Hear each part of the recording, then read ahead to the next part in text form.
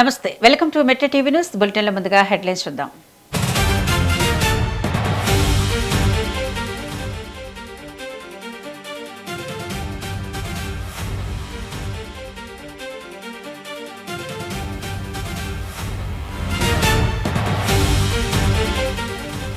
హరీష్ రావుపై ఓయూపీఎస్లో చెనగాని దయాకర్ ఫిర్యాదు. క్షుద్ర పూజలపై పూర్తి విచారణ జరపాలని డిమాండ్.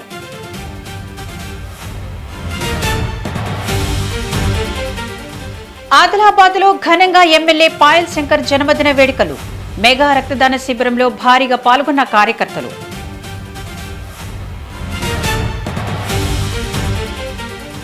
స్టైఫండ్ పెంపు కోసం ఆయుష్ డాక్టర్ల నిరవధిక సమ్మె. విధులు బహిష్కరించిన పీజీలు, హౌస్ సర్జన్లు.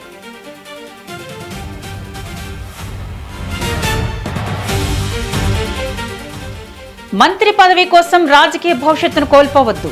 అసంతృప్త ఎమ్మెల్యేలకు డీకే శివకుమార్ వార్నింగ్.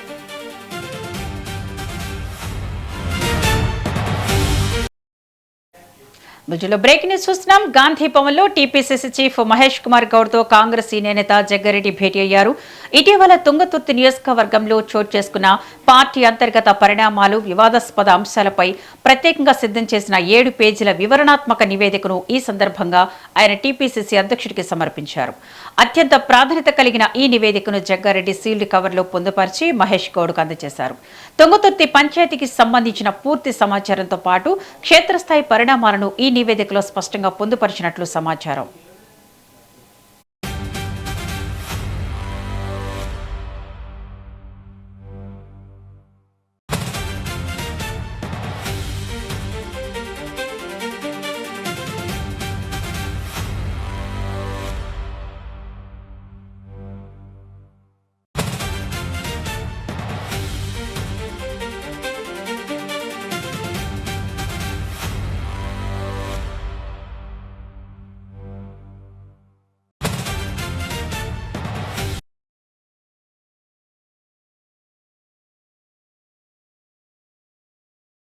కొద్ది క్షణాల ముందు పీసీసీ ప్రెసిడెంట్ మహేష్ కుమార్ గౌడ్ గారికి ఇవ్వడం జరిగింది. దాదాపు 7 పేజీల, అందులో అందరి అభిప్రాయాలను జోడీకరించి స్థానిక శాసనసభ్యుడితో పాటు పార్లమెంటు సభ్యుడు, మాజీ పార్లమెంటు సభ్యులు, అట్లాగే ఇద్దరు మినిస్టర్లు, జిల్లా ప్రెసిడెంటు, సీనియర్ నాయకులు, సీనియర్ కార్యకర్తలు, 30-40 అందరి అభిప్రాయాలు జోడీకరించి అందులో రాసి పీసీసీ ప్రెసిడెంట్ గారికి ఇవ్వడం జరిగింది. దాదాపు 7 పేజీల అందరి అభిప్రాయాలను రాసి ఇవ్వడం జరిగింది. ప్రెసిడెంట్ గారు డిసిషన్ తీసుకుంటారు. ఈ మధ్యలో అందరు టూర్స్లలో ఉన్నారు కాబట్టి ఇవ్వలేకపోయినాం, లేట్ అయింది. అందుకే ఈరోజు ప్రెసిడెంట్ గారు ఈరోజు ఇవ్వండి అని అడిగారు. అందుకే ఈరోజు వచ్చి ఇవ్వడం జరిగింది. అంటే ఒకరికి పాజిటివ్, ఒకరు నెగిటివ్ కాదు. ప్రతి ఒక్కరి నాయకుడి యొక్క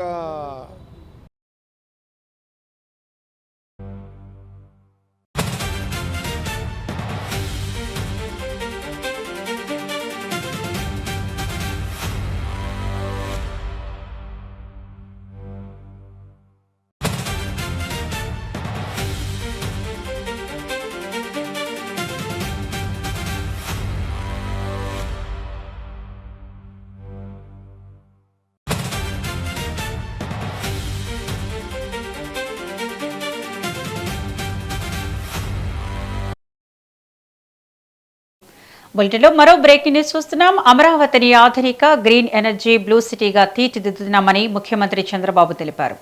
గతంలో 3 రాజధానుల అంశంతో రాష్ట్రం విమర్శలు ఎదుర్కొందని, ఇప్పుడు ఇండియాలోనే వైర్లు కనిపించని నగరంగా అమరావతిని అభివృద్ధి చేస్తున్నట్లు చెప్పారు. విద్య, వైద్యం, పర్యాటకం, బ్యాంకింగ్, టెక్నాలజీ రంగాలకు కేంద్రంగా అమరావతిని తీర్చిదిద్దనున్నట్లు వెల్లడించారు.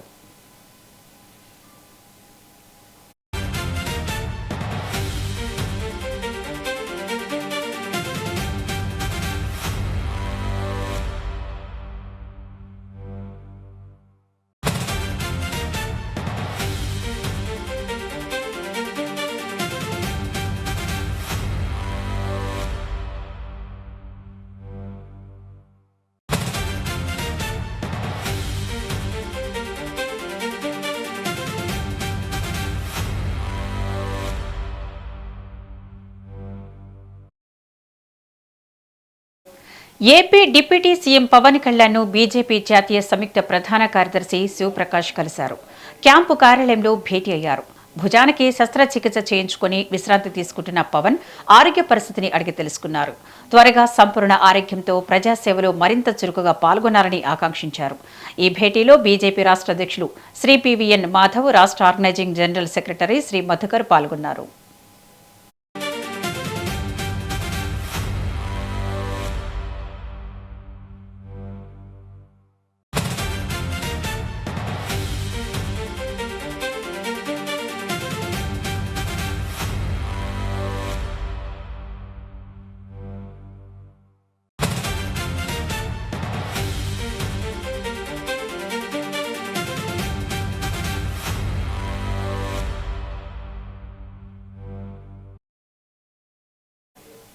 అమెరికా పర్యటనలో భాగంగా బీజేపీ తెలంగాణ రాష్ట్ర అధ్యక్షులు ఎన్ రామచంద్రరావు న్యూజెర్సీలో నిర్వహించిన మీట్ అండ్ గ్రీట్ కార్యక్రమంలో పాల్గొన్నారు.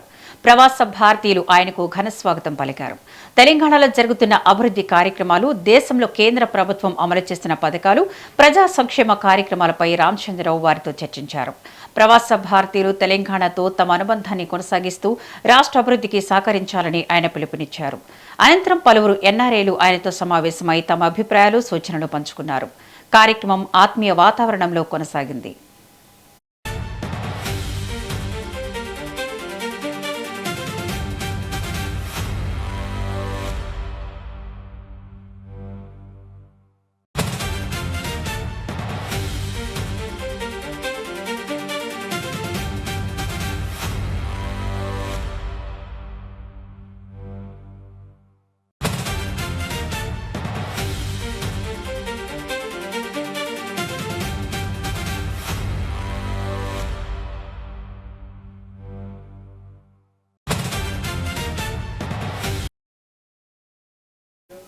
బ్రేక్ న్యూస్ చూస్తున్నాం. కర్ణాటక కాంగ్రెస్ లో మంత్రివర్గ విస్తరణ రాజకీయ ప్రకంపనలు సృష్టిస్తోంది.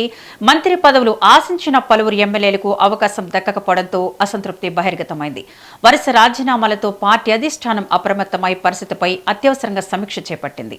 తాజాగా జరిగిన కేబినెట్ విస్తరణలో 19 మంది ఎమ్మెల్యేలకు మంత్రి పదవులు లభించగా ఆశావహుల్లో పలువురికి అవకాశం దక్కలేదు.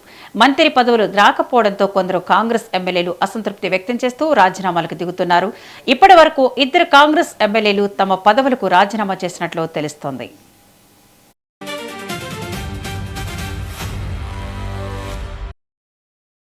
మరోవైపు కేబినెట్లో మహిళలకు ఒక్క మంత్రి పదవి కూడా కేటాయించకపోవడంపై ప్రతిపక్ష జేడీఎస్ తీవ్ర విమర్శలు చేసింది.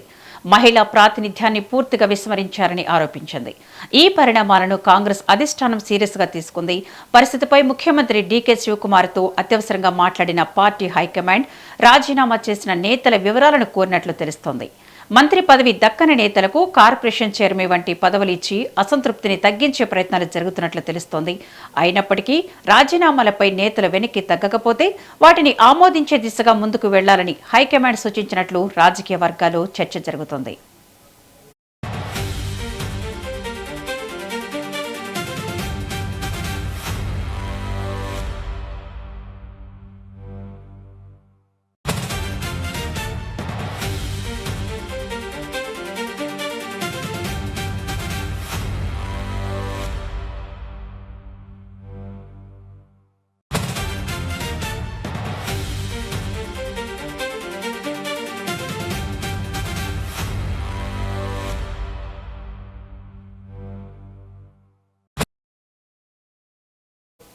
రాజేంద్ర నగర్లో పౌర మౌలిక వసతులపై జీహెచ్ఎంసీ కమిషనర్ ఆర్వీ కర్ణన్ ఆకస్మిక తనిఖీ నిర్వహించారు.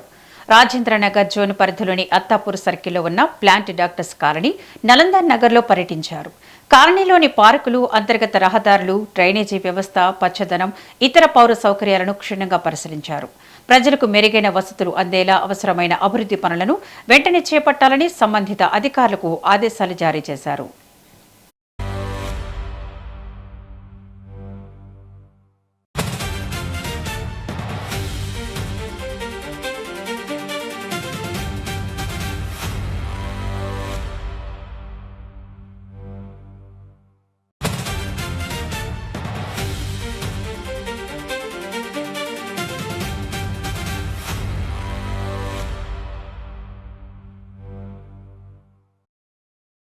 పార్కుల నిర్వహణను మరింత మెరుగుపరచడంతో పాటు దెబ్బతిన్న రహదారులకు తక్షణమే మరమ్మతులు చేపట్టాలని సూచించారు.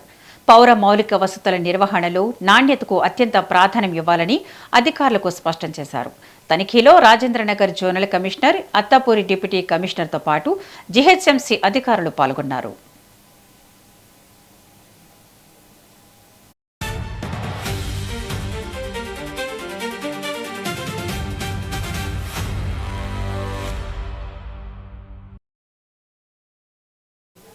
నీట్ 2026-27 అడ్మిషన్ల కోసం తెలంగాణ ప్రభుత్వం నోటిఫికేషన్ విడుదల చేసింది. అర్హత కలిగిన విద్యార్థులు ఈ నెల 5వ తేదీ నుంచి 12వ తేదీ వరకు ఆన్లైన్లో దరఖాస్తులు సమర్పించాలని అధికారులు సూచించారు. ప్రవేశాలకు సంబంధించిన పూర్తి వివరాలు అధికారిక నోటిఫికేషన్లు అందుబాటులో ఉన్నాయి.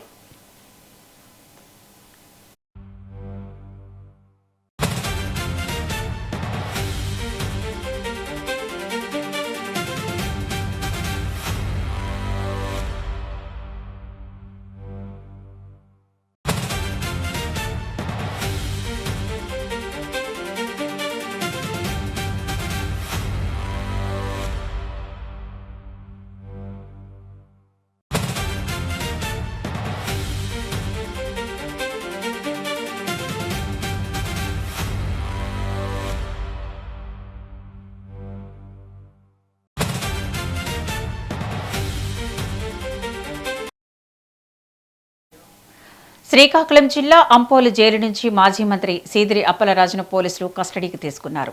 అనంతరం కాశీబుగ్గ పోలీస్ స్టేషన్కు తరలించారు. గత నెల 10న జరిగిన గొర్రెల కాపరి దానియ మృతి కేసులో A3గా ఉన్న అప్పలరాజును విచారించేందుకు పలాస కోర్టు సాయంత్రం 5 గంటల వరకు పోలీస్ కస్టడీకి అనుమతిచ్చింది. జైలు బయట ఆయన అనుచరులు జయ జగన్, అప్పలరాజు నాయకత్వం వర్ధిల్లేలంటూ నినాదాలు చేశారు. యాదయ్య మృతి కేసును తప్పుదోవ పట్టించే ప్రయత్నం చేశారనే అభియోగాలపై విచారణ కొనసాగిస్తున్నారు.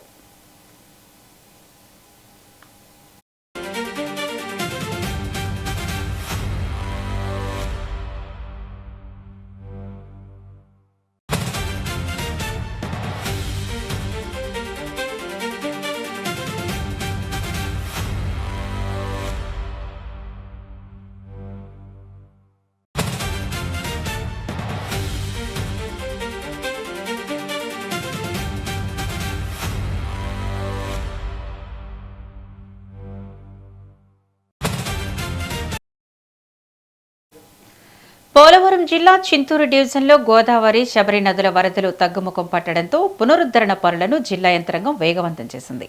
కోనవరం మండలంలో అధికారులతో సమీక్ష నిర్వహించిన కలెక్టర్ కె దినేష్ కుమార్ సహాయక చర్యలను మరింత వేగవంతం చేయాలని ఆదేశించారు. ఇప్పటి వరకు 118 పునరావాస కేంద్రాల్లో 2,200 మందికి ఆశ్రయం కల్పించగా 12,400 ప్రభావిత కుటుంబాలను గుర్తించినట్లు తెలిపారు. బాధితులకు 25 కిలోల బియ్యంతో పాటు నిత్యావసరాల పంపిణీ ప్రారంభించామని, రహదారుల శుభ్రత, తాగునీటి సరఫరా, పారిశుద్ధ్యం, వైద్య శిబిరాలను యుద్ధ ప్రాతిపదికన కొనసాగిస్తున్నట్లు వెల్లడించారు.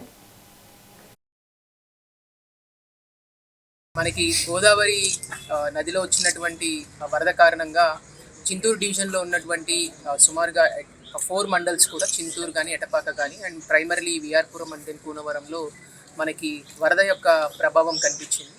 సో ఇక్కడ ఉన్నటువంటి ప్రజలందరినీ కూడా అప్రమత్తం చేయడంతో పాటుగా జిల్లా యంత్రాంగం వీళ్ళందరికీ కూడా రీహాబిలిటేషన్ సెంటర్స్ కూడా మనం ఏర్పాటు చేస్తాం. సుమారుగా ఒక 118 రీహాబిలిటేషన్ సెంటర్స్ ఐడెంటిఫై చేసి మనము ఈ రీహాబిలిటేషన్ సెంటర్లో ఒక 2,200 మందిని ప్రజలను కూడా మనం తరలించడం జరిగింది. వాళ్ళకి అక్కడ కావాల్సినటువంటి ఏర్పాట్లంతా కూడా ఫుడ్ కానీ లేకపోతే వాళ్ళకి కావాల్సిన వసతులన్నీ కూడా మనం ఏర్పాటు చేసాం.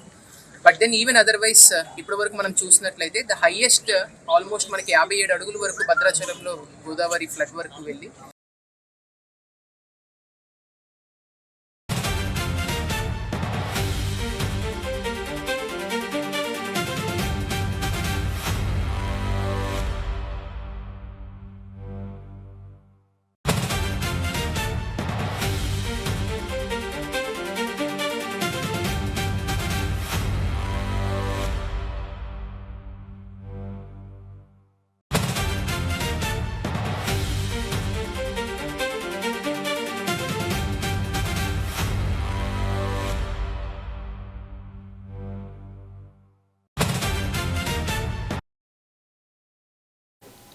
అమరావతి రాజధానిలో జరుగుతున్న అభివృద్ధి పనులను మంత్రి సవిత పరిశీలించారు.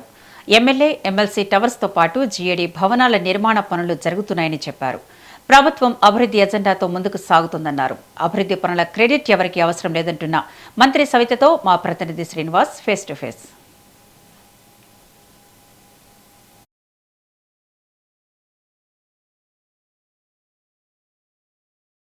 అమరావతి రాజధానిలో నూతన ఎమ్మెల్యే, ఎమ్మెల్సీ కోటలను మంత్రుల బృందం పర్యటించడం జరిగింది. అవి ఎలా ఉన్నాయి, ఎప్పటికి అందుబాటులో వస్తాయని మనం ఒకసారి మంత్రి గారిని అడిగి తెలుసుకునే ప్రయత్నం చేద్దాం. మేడం చెప్పండి, ఈరోజు పరిశీలించినవి ఎంతవరకు అయినవి, ఎలా అందుబాటులోకి వస్తాయి? చాలా స్పీడ్గా పనులు జరుగుతున్నాయండి. మరి ఈరోజు దగ్గరలో ఆగస్టు 13న ఎమ్మెల్యే క్వార్టర్స్ హ్యాండ్ ఓవర్ అయిపోతున్నాం.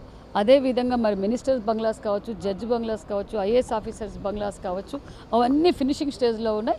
దగ్గరలోనే అవి కూడా అందజేయబోతున్నాం. దాంతోపాటు ఈరోజు మరి హెచ్ఓడి బిల్డింగ్స్ కావచ్చు, మరి ఐకాన్ టవర్స్, దాంతోపాటు సుప్రీంకోర్టు, మరి జడ్జి బంగ్లాలు కావచ్చు, స్కూల్స్, మరి అదేవిధంగా హాస్పిటల్స్, క్లబ్ హౌస్, అన్ని నిర్మాణం పనులు శతవేగంగా జరుగుతున్నాయన్న విషయం కూడా తెలియజేస్తున్నాం. అంటే హైదరాబాద్లో ఎమ్మెల్యే క్వార్టర్స్కి ఇక్కడికి ఏమన్నా తేడా కనిపించిందా? అక్కడికన్నా ఇక్కడ చాలా బాగున్నాయి. లేటెస్ట్ టెక్నాలజీస్తో, చాలా కావాల్సిన వసతులతో చాలా బాగున్నాయి. అయితే రాజధానిలో వైసీపీ మాది క్రెడిట్ అంటున్నారు, బయట ఇక్కడ క్రెడిట్ అంటున్నారు. క్రెడిట్ వారు నడుస్తుంది కదా, ఎవరి క్రెడిట్ అనుకోవచ్చు? ఆ క్రెడిట్ ఎవ్వరు తీసుకోరండి.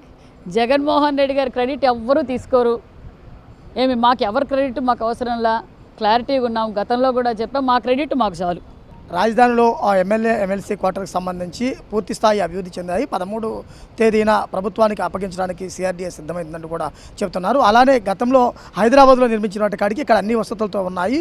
ఇక్కడ ఇలా ముగించడం సంతోషంగా ఉందని చెబుతున్నారు. అలానే జగన్మోహన్ రెడ్డి మాట్లాడుతున్న క్రెడిట్ వారిలో కూడా ఆయన క్రెడిట్ ఎవరికి అవసరం లేదు, మా క్రెడిట్ మాకు ఉందంటూ కూడా మంత్రి సవిత గారు చెబుతున్నారు. కెమెరా పర్సన్ శ్రీనివాస్తో శ్రీనివాస్, మెట్రో టీవీ, అమరావతి నుంచి. చిత్తూరు జిల్లా బంగారుపాళ్యం మండలంలోని గురుకుల పాఠశాలలో విద్యార్థులతో మట్టి పనులు చేయించారనే ఆరోపణలు వివాదాస్పదమయ్యాయి. ఉదయం నుంచి మధ్యాహ్నం వరకు హాస్టల్ ప్రాంగణంలోని మట్టిని ట్రాక్టర్లోకి విద్యార్థుల చేత ఎక్కించారని స్థానికులు ఆరోపించారు. అధికారులు స్పష్టమైన సమాధానం ఇవ్వకపోవడంతో ఘటన స్థానికంగా చర్చనీయాంశమైంది.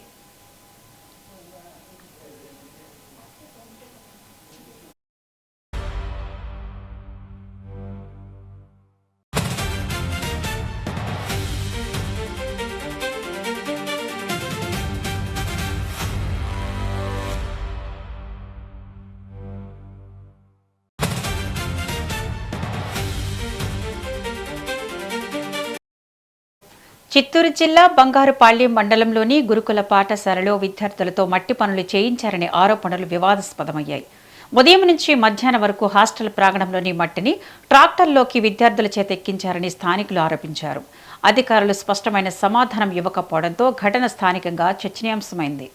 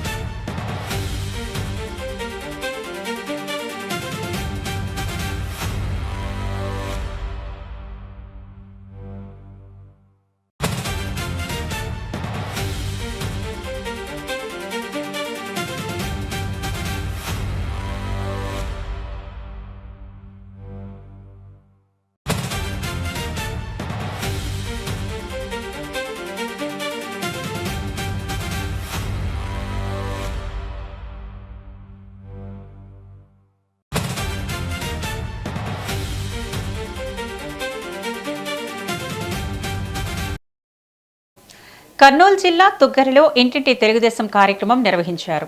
ప్రతి ఇంటికి వెళ్లి ప్రజల సమస్యలను అడిగి తెలుసుకున్నారు. కూటమి అమలు చేసిన అభివృద్ధి కార్యక్రమాలను వివరించారు. ఇచ్చిన ప్రతి హామీని ప్రభుత్వం నెరవేర్చడమే కూటమి లక్ష్యమన్నారు. చంద్రబాబు పాలనలో అభివృద్ధి, సంక్షేమం సమానంగా ముందుకు తీసుకువెళ్తామని తెలిపారు.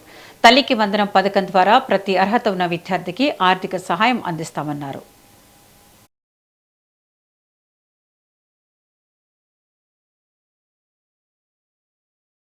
రెండు సంవత్సరాల తెలుగుదేశం గవర్నమెంట్ వచ్చి నారా చంద్రబాబు నాయుడు గారు 2 సంవత్సరాల 2 నెలలు అవుతుంది ముఖ్యమంత్రి అయ్యి.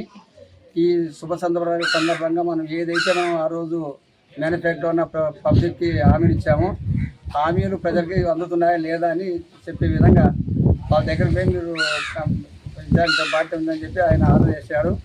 అదేవిధంగా పత్తికొండ కాన్స్టిట్యూన్సీ ఎమ్మెల్యే కూడా ఆయన కూడా కొన్ని ఊరు వెళ్తున్నారు. ఆయన సమస్యలోనే ఆయన నాయకత్వం మేము కూడా ప్రతి ఊరు వెళ్తున్నాము. ఎందుకంటే ఏదైతే సూపర్ సిక్స్లో ఆ రోజు మేము హామీ ఇచ్చినామో చంద్రబాబు నాయుడు గారు వృద్ధాప్య పింఛన్ ఫస్ట్, తర్వాత దీపం, తర్వాత తల్లికి వందనం, రైతు భరోసా, అన్న క్యాంటీన్లో చెప్పలే మరి ఫ్రీ బస్సు.